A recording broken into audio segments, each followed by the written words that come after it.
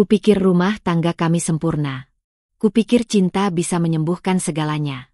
Tapi ternyata, cinta yang aku perjuangkan sendirian hanyalah ilusi, dan luka paling dalam justru datang dari orang yang paling aku percaya. Selamat datang di Santi Story. Channel ini menyajikan cerita yang penuh makna, haru, dan pelajaran hidup. Setiap cerita yang kami angkat berasal dari pengalaman nyata, dikemas dalam narasi yang menyentuh hati. Sebelum masuk ke ceritanya, sahabat jangan lupa absen dulu ya. Sahabat dari mana saja. Untuk kamu yang belum subscriber, jangan lupa subscriber. Yang sudah subscriber, semoga rezekinya mengalir. Yuk kita dengar ceritanya. Pagi itu langit tampak bersih dan biru. Cahaya matahari masuk perlahan melalui celah-celah tirai tipis jendela kamar utama, menyinari dinding berwarna krem muda yang teduh. Ayla membuka matanya perlahan, lalu menghela napas panjang. Matanya langsung tertuju pada sisi ranjang di sebelahnya yang sudah kosong dan dingin. Raka sudah berangkat kerja lebih pagi dari biasanya. Lagi-lagi tanpa sempat mengucapkan selamat pagi atau meninggalkan ciuman di kening seperti dulu.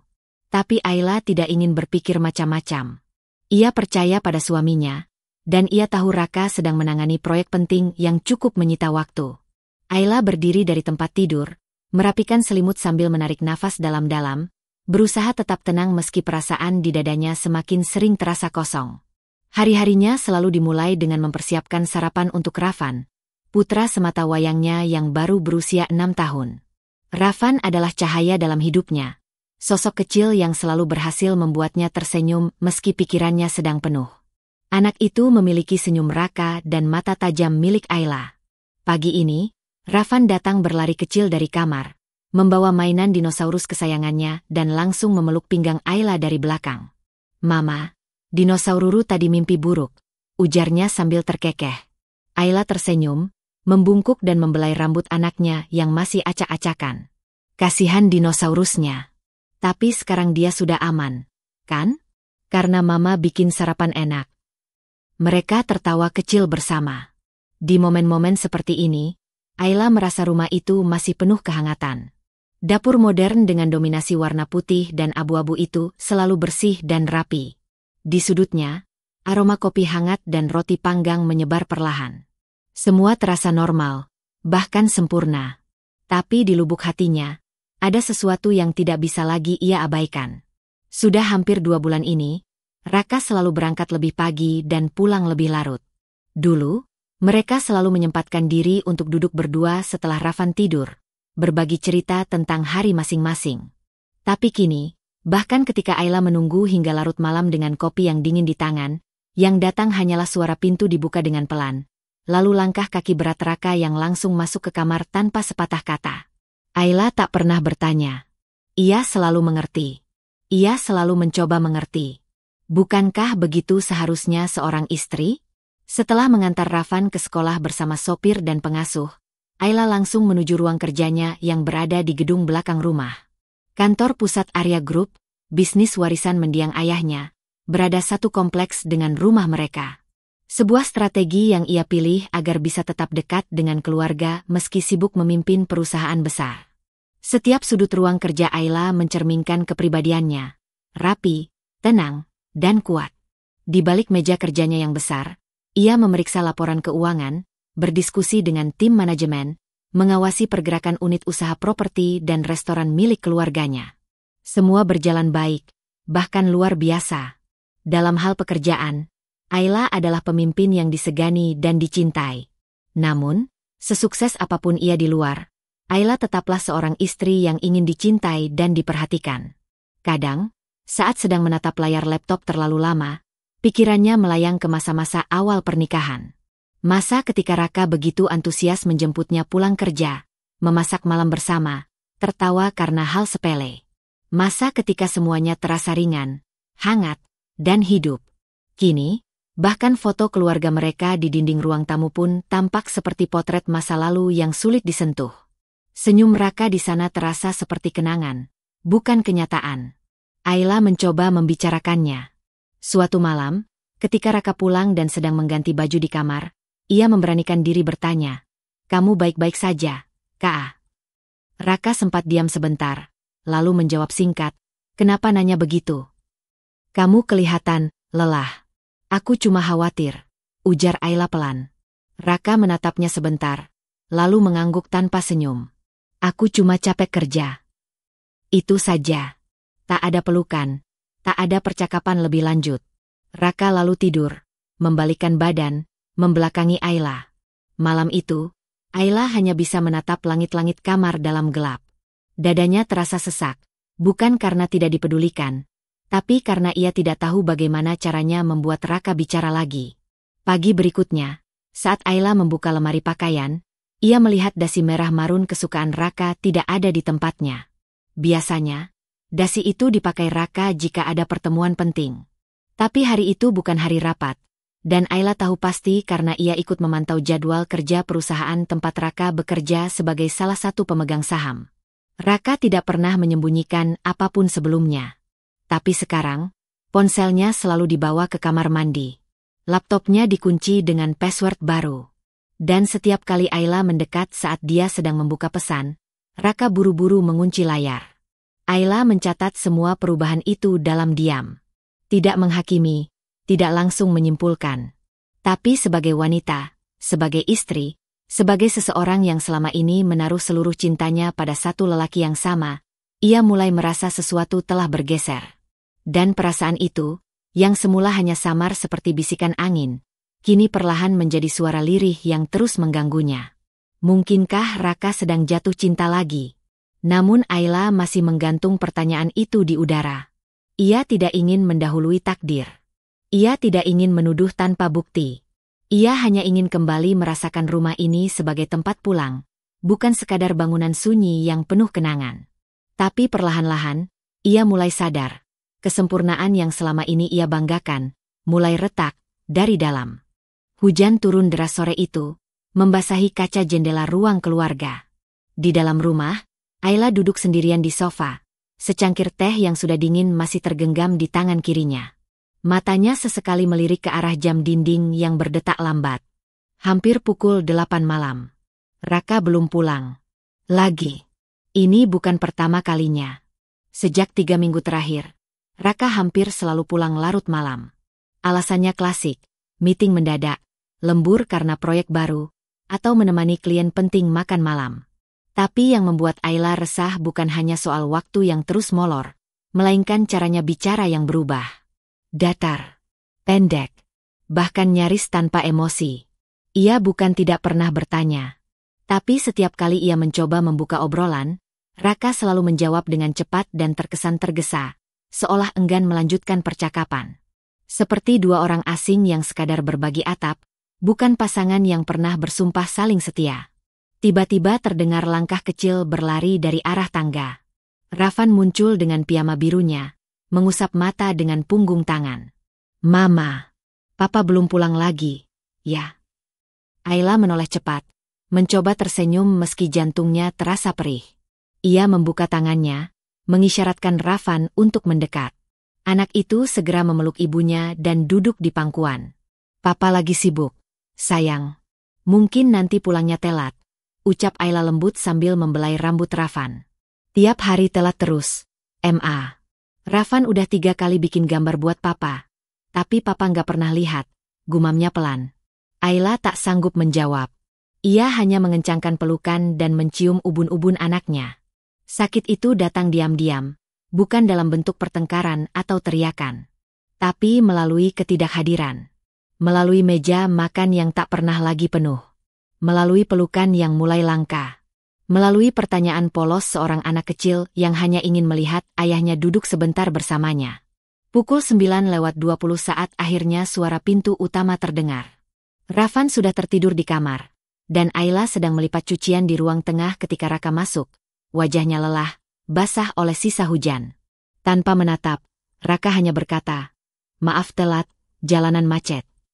Ayla menoleh, berdiri dan menyodorkan handuk kecil yang sudah ia siapkan.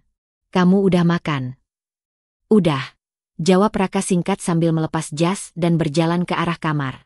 Ayla mengikuti perlahan. "Tadi Rafan nunggu kamu. Dia bikin gambar, katanya mau kasih ke papa." Raka menoleh sekilas, mengangguk, lalu menjawab, "Besok pagi aku lihat."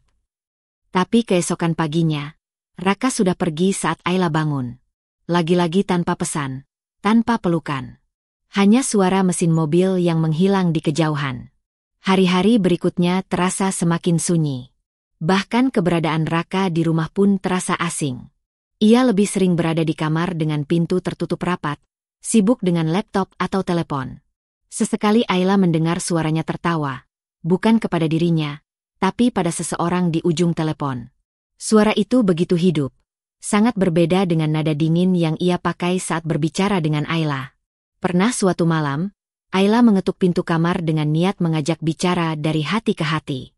Ia membawa 2 cangkir teh hangat, berharap bisa duduk bersama seperti dulu. Tapi saat pintu dibuka, Raka terlihat gelisah. Cepat-cepat ia menutup laptop dan menyembunyikan ponsel di balik bantal. "Ada apa?" tanyanya cepat. Ayla menyodorkan teh, berusaha tetap tenang. "Aku cuma pengen ngobrol sebentar." "Nggak apa-apa." Raka menerima teh itu, tapi tidak duduk. "Aku lagi banyak kerjaan, besok aja ya, Ayla." Dan hanya itu. Ayla berdiri di ambang pintu, merasa seperti pengemis cinta di rumahnya sendiri. Ia memandang punggung suaminya yang kembali duduk di depan laptop, lalu perlahan menarik napas panjang dan menutup pintu pelan-pelan. Keesokan harinya, saat sedang membuka lemari pakaian Raka untuk mencuci, Ayla menemukan kemeja biru laut yang masih beraroma parfum wanita. Bukan parfumnya. Bukan miliknya. Ia mencium 2 kali untuk memastikan. Aroma itu samar, manis, dengan sentuhan bunga yang tidak familiar. Dadanya terasa sesak, tapi ia kembali melipat kemeja itu seolah tidak terjadi apa-apa. Ayla tidak ingin menuduh. Ia tidak ingin menjadi istri yang penuh prasangka. Tapi diam-diam, hatinya terus menyimpan tanda tanya yang kian membesar. Apalagi ketika Raka mulai menghindari sentuhan. Tidak lagi menggandeng tangan saat mereka keluar bersama. Tidak lagi mencium pipi saat pamit kerja. Bahkan ketika Ayla menyentuh bahunya sekadar ingin berbagi kehangatan, Raka tampak seperti tersentak, lalu buru-buru berpindah posisi. Di kamar tidur, tempat dulu mereka biasa bercanda dan saling berbagi cerita, kini hanya ada 2 orang dewasa yang tidur dengan jarak emosi sejauh 2 benua. Raka, lelaki yang dulu membuat Ayla percaya bahwa cinta bisa tumbuh dalam kebersamaan, kini bahkan tak sanggup menatap matanya lebih dari 5 detik. Ayla masih mencoba memaklumi, masih mencoba mengerti, masih mencoba bertahan. Tapi hatinya mulai bertanya dengan lirih. Jika ini bukan cinta yang sedang berubah, lalu apa? Pagi itu, Ayla duduk diam di meja makan yang terasa semakin luas dan dingin.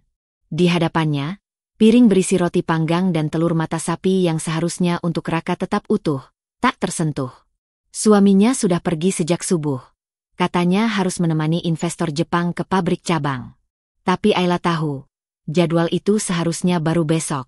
Ia sendiri yang menyusunnya bersama tim Raka pekan lalu, ketika tanpa sengaja ia membantu mengecek email perusahaan suaminya. Sesuatu mulai mengganggu nuraninya, sesuatu yang tidak bisa ia tepis hanya dengan logika. Sejak kapan Raka mengubah parfumnya? Mengapa tiba-tiba mulai rutin ke gym tanpa pernah mengajak Ayla seperti dulu? Dan sejak kapan ia lebih rajin mencukur janggut serta menata rambutnya dengan gaya yang lebih muda? Hal-hal kecil yang dulu selalu dibicarakan bersama kini jadi rahasia pribadi yang ditampilkan seperti pencitraan bagi orang lain, bukan untuk istri sendiri. Ayla tidak ingin bersikap paranoid. Ia tahu betapa mudahnya hati manusia berubah saat rutinitas dan tekanan hidup menumpuk.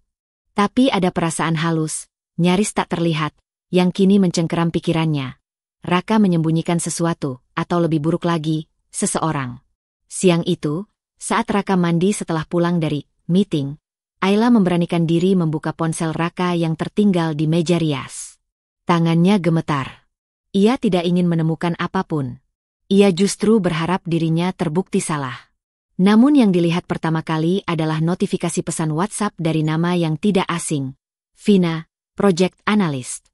1 kalimat menyembul di layar kunci sebelum hilang. "Udah makan siang belum? Aku masih kepikiran obrolan kita semalam." Jantung Ayla berdetak kencang. Kepalanya mendadak pening. Ia tahu siapa Vina. Gadis muda lulusan luar negeri yang baru bergabung 6 bulan terakhir. Pernah sekali Ayla bertemu dengannya saat mengantar makan siang ke kantor Raka. Vina terlihat sopan, murah senyum, dan sangat percaya diri. Tapi di balik tutur kata manis itu, ada sorot mata tajam yang tidak luput dari perhatian Ayla. Sorot mata seorang perempuan yang sadar akan daya tariknya. Ayla tak sempat membuka isi pesan lebih lanjut karena suara air dari kamar mandi berhenti. Ia buru-buru meletakkan ponsel dan pura-pura sibuk merapikan tempat tidur.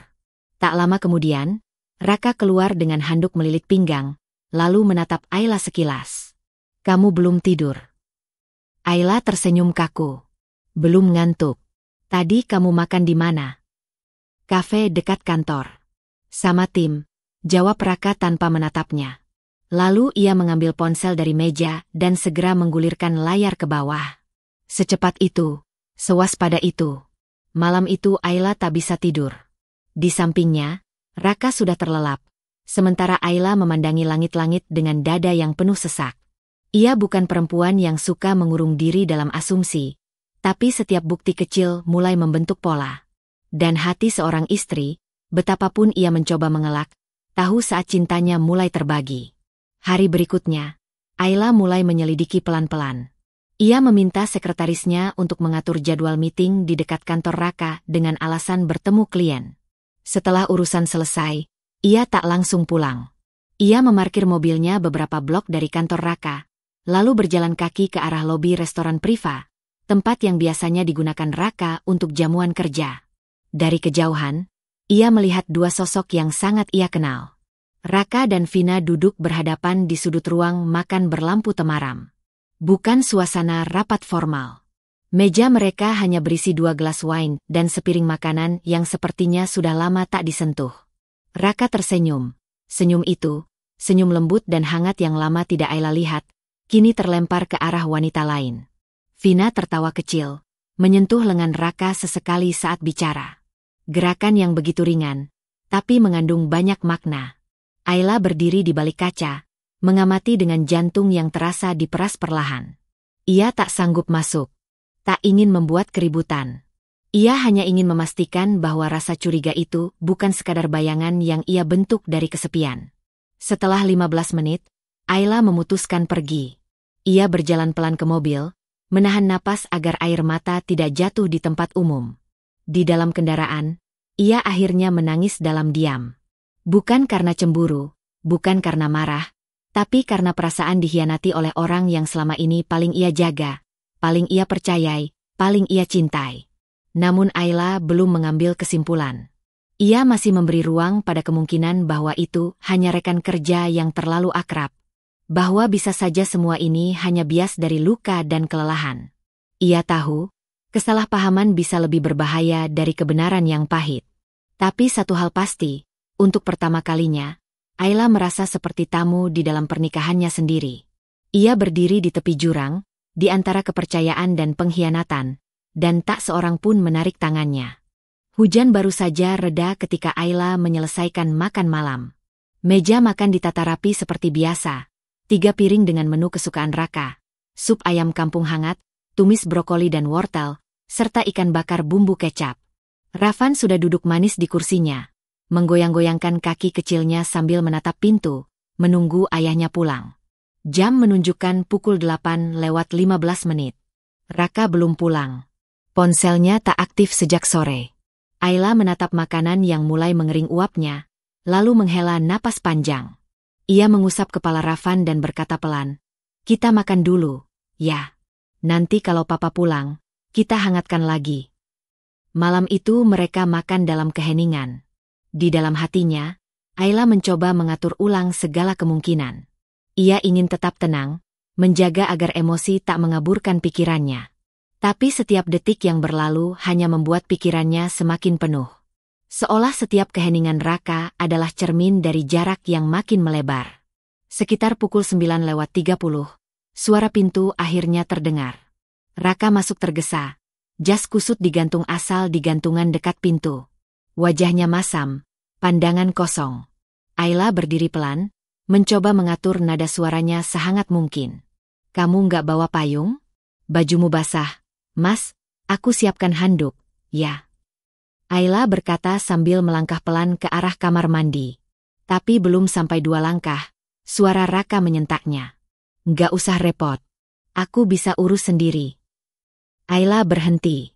Ia menoleh, terkejut dengan nada suara yang tajam itu. Aku cuma khawatir kamu masuk angin, jawabnya pelan. Raka menggeleng, membuang napas keras lalu melangkah menuju kamar. Ayla mengekor dengan pelan, masih mencoba bersabar. Rafan muncul dari ruang TV, berlari kecil. Papa, serunya senang. Tapi Raka hanya menepuk kepala Rafan cepat, lalu kembali fokus pada ponselnya. Rafan udah makan malam bareng mama. Tadi bikin gambar lagi buat papa, ujar Ayla sambil tersenyum, berusaha mencairkan suasana. Raka hanya mengangguk tanpa menoleh. Ia membuka laptop, duduk di ruang kerja, dan mengabaikan keberadaan istri serta anaknya. Beberapa saat kemudian, Ayla menghampiri dengan hati-hati. Mas, katanya lirih. Aku ingin kita bicara sebentar. Bukan untuk marah atau menyalahkan. Aku cuma ingin tahu, apakah ada sesuatu yang sedang kamu hadapi? Aku merasakan kamu berubah, dan itu bikin aku khawatir. Raka menutup laptopnya dengan kasar. Suaranya naik. Khawatir? Atau kamu sebenarnya cuma curiga? Kamu pikir aku selingkuh, ya? Ayla mundur setengah langkah, kaget. Aku nggak bilang begitu, Mas. Aku cuma... Udah cukup, Ayla. Raka berdiri, wajahnya memerah. Kamu selalu berpikir kamu paling tahu semuanya. Paling bijak. Cuma karena kamu punya bisnis dan penghasilan sendiri, kamu kira kamu bisa atur semuanya, termasuk aku. Mas, aku nggak pernah maksud begitu. Suara Ayla mulai bergetar. Aku cuma ingin kita terbuka. Aku merasa, aku kehilangan kamu. Raka tertawa sinis. Kehilangan aku? Kamu yang terlalu sibuk dengan duniamu. Rafan lebih sering sama pengasuh daripada sama orang tuanya. Dan sekarang kamu salahkan aku atas semuanya. Jangan libatkan Rafan, Mas, bisik Ayla dengan napas tersengal. Anak kita, dia cuma butuh kita utuh. Raka melangkah maju, sorot matanya menyala. Kamu pikir kamu tahu semua yang aku hadapi? Kamu bahkan nggak ngerti tekanan di kantor. Kamu cuma tahu nyuruh, nuntut, nanyain yang nggak penting. Aku capek, Ayla. Capek. Rafan muncul dari belakang, berdiri di ambang pintu, tubuh mungilnya gemetar. Papa, jangan marahin mama. Semua terjadi dalam sekejap. Tangan Raka melayang. Suara tamparan menggema, keras, tajam. Ayla terhuyung, pipinya memerah, matanya terbelalak. Rafan menjerit dan menangis histeris. Dunia seakan berhenti. Ayla memegang wajahnya, tidak percaya. Bukan karena rasa sakit fisik, itu bisa sembuh. Tapi karena orang yang selama ini ia perjuangkan, orang yang ia cintai dalam diam dan kelam, telah menghancurkan sisa harga dirinya di hadapan anak mereka. Raka terdiam. Sejenak, hanya suara tangis Rafan yang mengisi ruangan.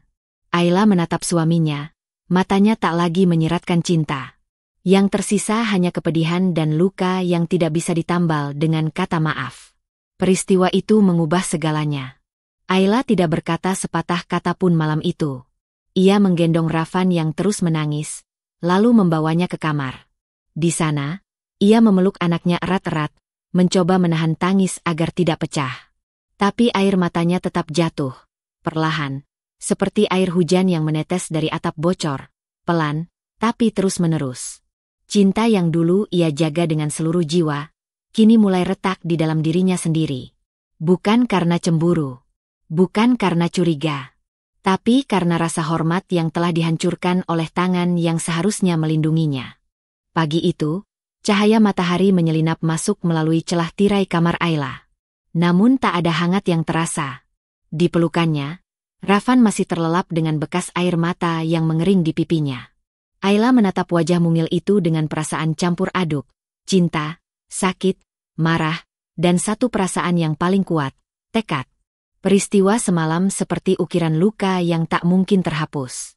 Tamparan itu bukan hanya ke pipi, tapi juga ke seluruh martabatnya sebagai seorang perempuan, seorang istri, seorang ibu. Batas kesabaran yang selama ini ia pertahankan dengan keras kepala, akhirnya jebol. Ayla turun ke dapur, membuat secangkir kopi tanpa rasa. Ia duduk di meja makan, menatap dokumen bisnis yang masih tertumpuk sejak rapat terakhir. Saat itu, ia belum siap menerima kenyataan bahwa rumah tangganya sudah lama rapuh. Kini, ia tak mau lagi menutup mata. Tanpa ragu, Ayla menghubungi Daniel, pengacaranya selama hampir 5 tahun terakhir. Mas Daniel, saya butuh bertemu hari ini. Darurat. Bawa juga semua data terkait pembagian aset dan perjanjian legal perusahaan. Saya tunggu di kantor jam 2. Nada suaranya dingin. Tak bergetar. Tak ada lagi keraguan. Selanjutnya, ia menghubungi sekretaris keuangan pribadinya, Nirmala. Wanita setengah baya yang sudah ia percayai sejak awal merintis bisnis bersama sang ayah. Mbak Nirmala, tolong bantu proses pencabutan akses Raka dari rekening operasional perusahaan, semua kartu tambahan bank, dan juga akun investasi yang terhubung ke email pribadi dia. Hari ini juga. Segera. Bu Ayla, Anda yakin? Suara Nirmala terdengar ragu. Saya yakin, jawab Ayla mantap. Ini keputusan yang saya ambil dengan kepala dingin. Menjelang siang, Ayla duduk di ruang kerjanya, tempat yang dulu sering ia gunakan untuk berdiskusi bersama Raka saat mereka masih bisa tertawa tentang rencana masa depan. Kini ruangan itu seperti saksi betapa cinta bisa menjadi senjata paling menyakitkan jika disalahgunakan. Daniel datang tepat waktu, membawa berkas-berkas hukum dan pembaruan status aset. Ayla membaca semuanya dengan tenang, lalu menandatangani dokumen satu persatu tanpa komentar. Kita tarik nama Raka dari struktur pemilik saham anak usaha, tanya Daniel hati-hati. Ya, semua yang terdaftar atas nama saya pribadi, kembalikan sepenuhnya ke saya. Hentikan transfer rutin ke rekening dia. Saya tidak akan membiarkan 1 rupiah pun mengalir ke tangan yang berani menyakiti saya di depan anak saya. Daniel menunduk, memahami sepenuhnya bahwa ini bukan keputusan emosional sesaat. Ini adalah perlawanan diam yang dibangun dari tahun-tahun kesabaran. Tak lama kemudian, Ayla menyetir sendiri pulang ke rumah, sebuah rumah yang dibangun dari jerih payah dan warisan ayahnya. Rumah megah itu kini terasa sunyi, tapi Ayla tahu, keheningan lebih baik daripada suara keras yang menghancurkan hati. Raka pulang sore itu dengan wajah santai. Mungkin berpikir semua akan reda seperti sebelumnya, bahwa Ayla akan kembali diam, kembali pasrah. Tapi yang ia dapati adalah suasana rumah yang berbeda. Ponsel pintarnya penuh notifikasi penolakan transaksi. Kartu kreditnya tak lagi bisa digunakan. Email kerjanya sudah tak terhubung. Bahkan kunci akses ke sistem perusahaan sudah diblokir. Ayla, bentaknya begitu masuk ke kamar kerja. Apa yang kamu lakukan? Kenapa aku nggak bisa akses rekening? Kamu gila. Ayla berdiri, menatap suaminya tanpa gentar. Bukan aku yang gila. Aku hanya akhirnya sadar. Aku harus mencintai diriku sendiri lebih dulu. Kamu main kotor? Cuma karena kita ribut semalam. Kamu mau hukum aku karena satu kesalahan. Ayla melangkah pelan ke arah Raka. Kesalahan, Mas? Ini bukan cuma tentang tamparan. Ini tentang semua kebohongan, semua jarak yang kamu ciptakan, semua penghinaan yang kamu berikan di rumah yang aku bangun. Aku suamimu. Ayla, kamu pikir kamu bisa hidup tanpa aku? Ayla tertawa lirih, getir. Yang menghidupi rumah ini sejak awal adalah aku, Mas. Mobil yang kamu pakai, rumah ini, bisnis yang kamu banggakan ke teman-temanmu, semuanya atas namaku. Kamu pikir aku takut kehilanganmu? Wajah Raka memucat. Sorot matanya berubah dari marah menjadi panik. Ia mencoba mendekat, tapi Ayla mengangkat tangan memberi isyarat berhenti. Jangan sentuh aku. Mulai sekarang, kamu tidak punya kendali atasku. Tidak atas hidupku, tidak atas anakku, dan tidak atas apapun yang aku perjuangkan. Untuk pertama kalinya dalam 8 tahun, Ayla melihat Raka kehilangan arah. Pria itu berdiri di tengah ruang kerjanya, kebingungan, marah, dan malu. Tapi Ayla tidak terguncang. Karena pada akhirnya, keheningan bisa jadi suara paling tegas saat cinta tak lagi layak dipertahankan. Dan hari itu, Ayla tidak lagi takut. Senin pagi itu, langit Jakarta mendung seperti hatinya. Ayla berdiri di depan jendela kamar, memandangi halaman depan rumah sambil menggenggam secarik surat yang telah ia siapkan sejak 2 hari lalu. Surat berisi pemberitahuan resmi dari pengacaranya, perintah pengosongan rumah, penarikan semua fasilitas, serta pelarangan tinggal bagi Raka, karena status kepemilikan sah atas rumah dan semua aset yang melekat padanya adalah milik pribadi Ayla, sesuai dokumen hukum yang ditandatangani saat awal pernikahan. Ayla tahu, pagi ini akan menjadi pagi yang sulit. Tapi ini bukan tentang emosi yang meledak. Ini tentang menyelamatkan dirinya dan masa depan Ravan. Tentang menghentikan lingkaran luka yang terlalu lama ia biarkan tumbuh di balik diam dan pengorbanan. Saat langkah kaki Raka terdengar di tangga, Ayla berdiri di ruang tamu. Ia sudah mengenakan pakaian kerja, rambut tersisir rapi, dan wajah tanpa air mata. Di sebelahnya, koper milik Raka telah tersusun rapi, 3 buah. Tidak lebih. Ayla tak menyentuh barang pribadi yang tidak penting. Raka mematung di ambang pintu, menatap koper-koper itu dengan ekspresi bingung, lalu menatap Ayla. Ini apa? Ayla menyodorkan surat itu dengan tangan yang tidak gemetar. Ini surat dari pengacara. Kamu diminta keluar dari rumah ini hari ini, Mas. Semua sudah diformalkan secara hukum. Raka mencibir, menepis surat itu. Kamu pikir ini drama sinetron? Kamu gila, Ayla. Tidak. Aku hanya akhirnya memilih waras. Aku ini suamimu. Kamu nggak bisa seenaknya usir aku dari rumah sendiri. Rumah ini bukan milik kita, Mas, jawab Ayla dengan suara rendah tapi tegas. Ini milik saya. Dibeli dari warisan ayah, dan kamu tahu itu sejak awal. Selama ini aku berbagi segalanya karena aku menganggap kita satu. Tapi sejak kamu memilih untuk memukul, menghina, dan mempermalukan aku, itu sudah cukup jadi alasan untuk tidak berbagi lagi. Raka melangkah maju, nadanya berubah melunak. Ayla, jangan begini. Aku emosi waktu itu. Aku khilaf. Aku cuma lelah. Kita bisa mulai dari awal lagi. Ayla menggeleng pelan. Kalau kamu betul lelah, kamu istirahatlah di tempat lain. Jangan pakai kelelahan sebagai alasan untuk melukai orang yang kamu bilang kamu cintai. Demi Ravan, Ayla, tolonglah. Justru demi Ravan aku lakukan ini, ucap Ayla sambil menatap tajam mata Raka.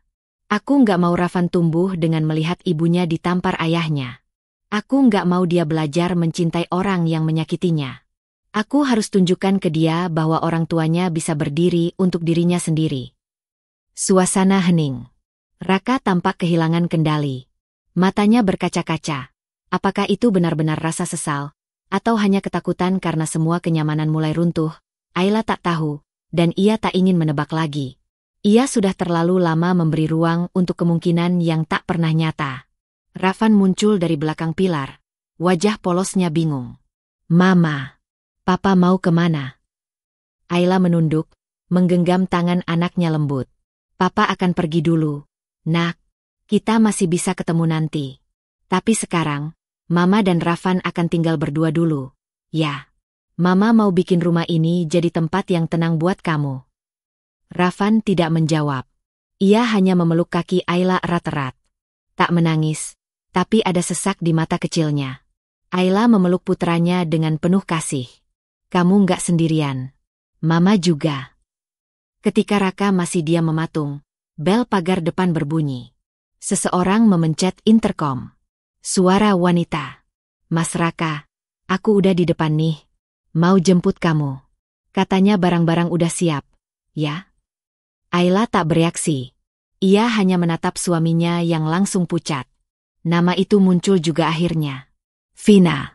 Raka mengumpat pelan dan mematikan interkom. Itu, nggak seperti yang kamu kira, Ayla. Aku tidak kira-kira apapun lagi, jawab Ayla tenang. Aku tidak tertarik adu mulut dengan perempuan yang rela masuk ke rumah tangga orang lain. Dan aku juga tidak mau jadi perempuan yang merendahkan dirinya demi mempertahankan lelaki yang bahkan tak bisa menghargainya. Jadi, kamu benar-benar nggak mau berjuang lagi? Tanya Raka putus asa. Ayla hanya diam. Diam yang lebih menyakitkan dari makian. Ia membuka pintu, memandang ke arah jalan masuk. Silakan pergi. Mulai hari ini, kamu tidak tinggal di rumah ini lagi. Bukan karena aku benci kamu. Tapi karena aku akhirnya sadar. Aku terlalu lama mencintai seseorang yang tak layak menerima cinta sebesarku. Raka memandang Ayla lama sekali. Lalu matanya beralih ke Rafan yang masih berdiri di dekat ibunya. Tidak ada pelukan. Tidak ada permintaan maaf. Hanya keheningan yang menelan mereka. Dan ketika Raka melangkah keluar, menarik kopernya satu persatu, suara pintu yang tertutup pelan menjadi penanda. Rumah itu tak lagi sama. Tapi untuk pertama kalinya dalam waktu lama, rumah itu terasa lebih damai. Sunyi, tapi damai. Pagi itu, Ayla menyusuri lorong rumah dengan langkah pelan. Rafan masih terlelap. Wajah kecilnya damai di balik selimut bergambar dinosaurus kesayangannya. Ayla berhenti sejenak di depan kamar anaknya, lalu tersenyum tipis. 1 tahun lalu, rumah ini penuh gemuruh pertengkaran. Kini, meski sunyi, setidaknya sunyi yang damai. Ia menuruni tangga, melewati ruang makan tempat banyak kenangan pahit berserakan, tapi kini terasa netral. Tidak lagi menyakitkan, tidak juga menggembirakan. Ayla duduk di sudut dapur, menyeduh teh chamomile kesukaannya. Udara pagi menyelinap masuk dari jendela, membawa aroma embun dan sedikit nostalgia. Ada sejenis ketenangan yang baru ia kenali. Tenang bukan karena semua baik-baik saja, tapi karena ia tak lagi menggantungkan kebahagiaan pada siapapun. Setelah berbulan-bulan terapi, Ayla mulai menerima satu hal penting. Bahwa tidak semua luka harus segera disembuhkan. Beberapa luka hanya perlu dikenali, diberi ruang, dan diterima keberadaannya. Ia tak lagi merasa perlu memaafkan demi terlihat kuat, atau melupakan agar terlihat bijak. Ia belajar hidup berdampingan dengan rasa kecewa, tanpa membiarkannya mengendalikan hidup. Ia mulai menata ulang dirinya bukan dengan tergesa-gesa, tapi dengan penuh kesadaran. Ia kembali bekerja, bukan sekadar untuk menyibukkan diri, tapi karena ia mulai menikmati bagaimana suara hatinya sendiri terdengar jelas ketika ia sibuk menciptakan sesuatu. Hubungannya dengan Rafan tumbuh lebih dalam. Mereka terbiasa bicara dari hati ke hati, bahkan hal kecil seperti warna langit sore atau rasa es krim yang paling enak. Rafan, meski masih sangat muda, sudah menunjukkan empati yang luar biasa. Mama, Rafan tahu Mama pernah sedih. Tapi Mama hebat. Mama tetap bisa senyum, ucapnya suatu malam, ketika Ayla tak bisa menahan tangis saat menonton film keluarga. Anak itu, pikir Ayla, bukan hanya darah dagingnya.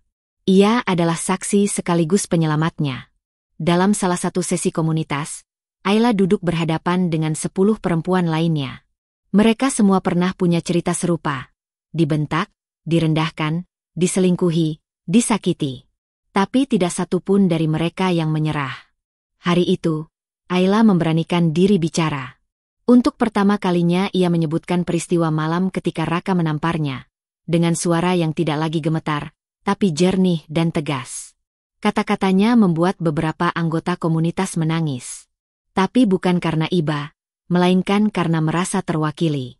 Setelah pertemuan itu, ia menerima banyak pesan pribadi. Ada yang menceritakan kekerasan yang masih mereka alami, ada yang hanya ingin mengucapkan terima kasih. Itulah momen saat Ayla menyadari, suara kecil yang dulu sering ia abaikan, kini punya kekuatan untuk menyentuh orang lain. Ia mulai menulis.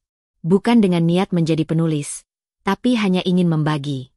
Tulisan-tulisannya sederhana, jujur, tidak banyak metafora. Ia menulis tentang luka yang tak kelihatan, tentang tangisan tengah malam yang dipendam, tentang keberanian untuk bangkit bahkan ketika masih goyah. Ia menulis dengan bahasa seorang ibu, seorang perempuan, seorang manusia. Blognya tumbuh cepat. Dikirim dari satu grup ke grup lain. Beberapa kali, ia diundang berbicara di forum-forum perempuan. Awalnya ia ragu, tapi setiap kali berdiri di depan ruangan yang dipenuhi perempuan-perempuan dengan mata berkaca-kaca, Ayla tahu, ini bukan tentang panggung, ini tentang menyambung harapan. Di salah satu forum, setelah ia selesai berbicara, seorang ibu parubaya menghampirinya dan memeluknya lama. "Terima kasih, Nak," kata perempuan itu sambil bergetar. "Aku tidak tahu kalau masih ada perempuan yang memilih bertahan dan kemudian berani memilih dirinya sendiri." Ayla tak menjawab, hanya tersenyum. Senyum yang datang bukan dari rasa puas, tapi dari rasa penuh. Ia tak pernah menyangka, dari serpihan hatinya yang dulu hancur, justru tumbuh taman kecil yang kini mulai mekar. Pelan, tidak sempurna, tapi nyata. Tidak lagi untuk siapa-siapa. Hanya untuk dirinya sendiri.